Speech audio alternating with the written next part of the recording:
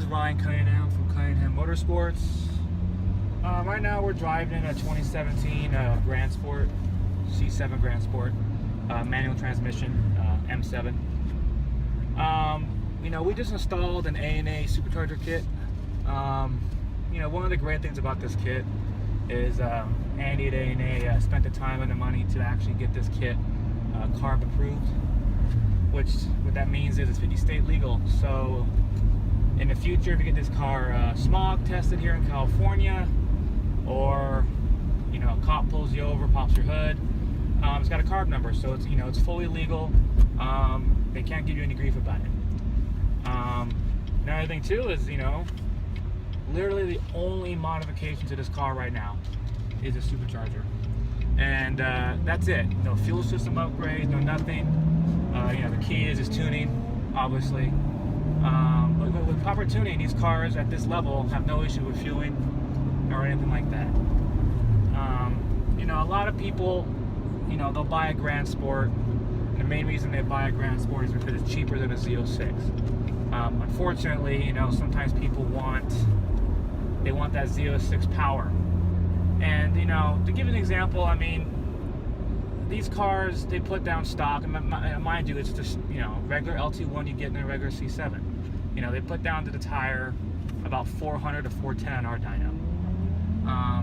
Whereas a C7 Z06 manual puts down about 520 to 530.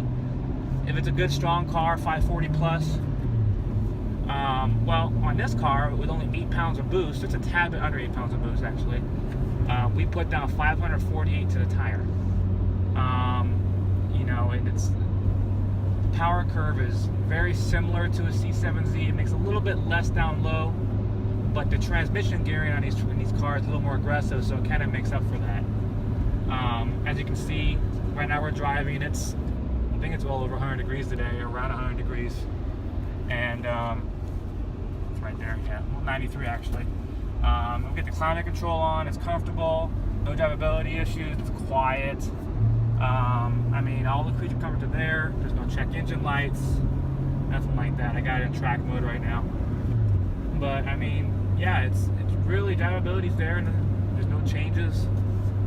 This customer wanted this car to drive just like factory. He just wanted more top-end power, and I'm pretty sure we achieved that. He wanted to do some little bit of canyon runs, but no road course use. So really the only thing we did is put a supercharger on this.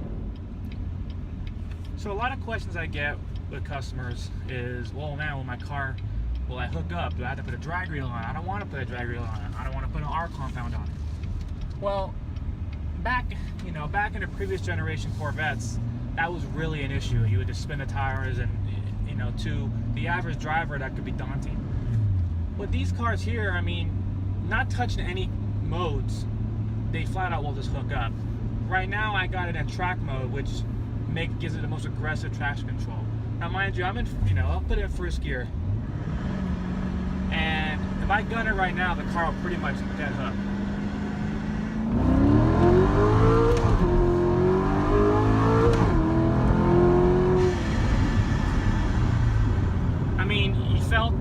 You felt the timing kicking in and out a little bit, which it's supposed to do, but the system is very dynamic. Previous systems, because the computer systems were a little more archaic, the modules wouldn't talk to each other in a seamless way.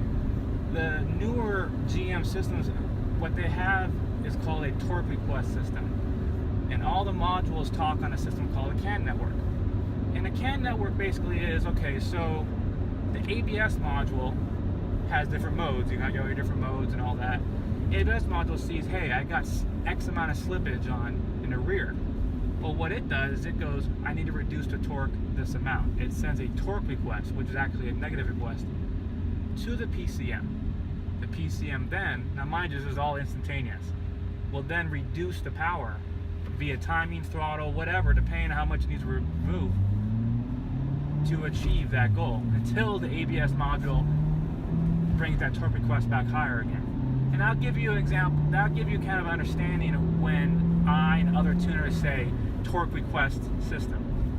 So, and it also allows you to have such dynamic good traction control on a factory vehicle. You know, GM's now doing it. Mercedes and BMW have done it for, you know, actually for quite a long time. GTRs have had it for a while. It's a pretty, you know, most of the OEMs are moving to this kind of system. Hey guys, Ryan again. Back here at 2017 Grand Sport. Want to show you under the hood with the supercharger and all that. Come over here and see. This is the A&A kit. It is essentially a centrifugal supercharger. They use a Vortec head unit. A lot of people ask me, what is a centrifugal supercharger? What is a positive displacement supercharger? Well, one of the main differences is the way they build boost. Centrifugals build boost in a linear fashion. Basically more RPM, more boost. Like a curve like this. Now, positive displacement superchargers are a little different. Now, I don't have a C7Z06 here, but I do have a CTSV parked right here. This has a positive displacement supercharger from the factory. This is essentially a pretty stock car, but here's the screw right here. Can't see right here, but there's the belt right here.